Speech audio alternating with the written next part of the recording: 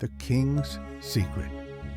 The spring sun bathed Jerusalem in golden light as King David stood on the roof of his palace. From his vantage point, he could see the sprawling city below, its streets bustling with life.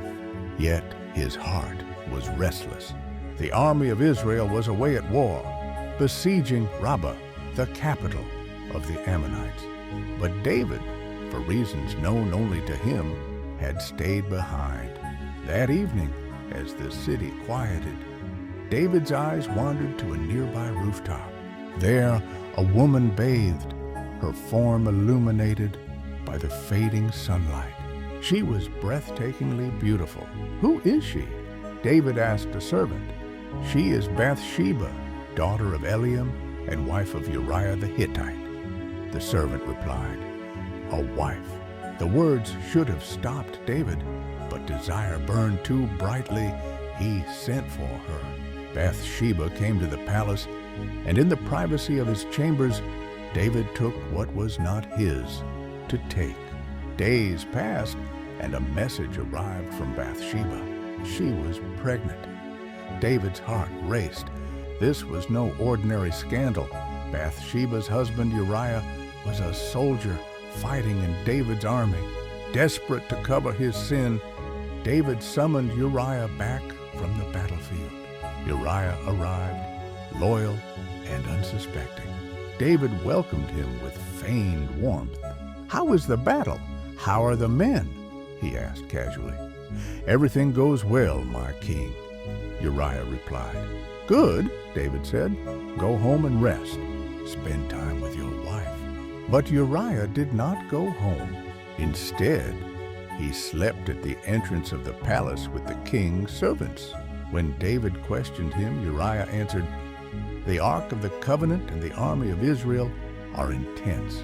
How could I go to my house, eat and drink, and lie with my wife while my comrades are in the field? I will not do such a thing." David's plan had failed. Frustrated, he devised a darker scheme. He sent Uriah back to the front lines with a sealed letter to Joab, the army commander. The letter read, "Place Uriah where the fighting is fiercest, then withdraw from him so he will be struck down and die." Joab obeyed. During a fierce battle near the city walls, Uriah was killed, as David had planned. When Bathsheba heard of her husband's death, she mourned. After her time of mourning, David brought her to his palace, and she became his wife. She bore him a son, and for a moment it seemed David's secret was safe. But the Lord saw everything. One day, the prophet Nathan came to David with a story. There were two men in a city. One was rich and had many sheep and cattle. The other was poor and had nothing but one little ewe lamb, which he loved like a daughter. One day, a traveler came to the rich man, but instead of taking from his own flock, he took the poor man's lamb to prepare a meal. David's anger burned. "The man who did this deserves to die." Nathan's voice rang out like thunder. "You are the man. You took the wife of Uriah and had him killed with the sword of the Ammonites. Now the sword will never depart from your house." David's heart broke under the weight of his sin. He fell to his knees. "I have sinned against the Lord." Nathan replied, "The Lord has taken away your sin. You are not going to die. But because of this, the child born to you will die." Days later, the child fell ill, and despite David's fasting and prayers, the child died.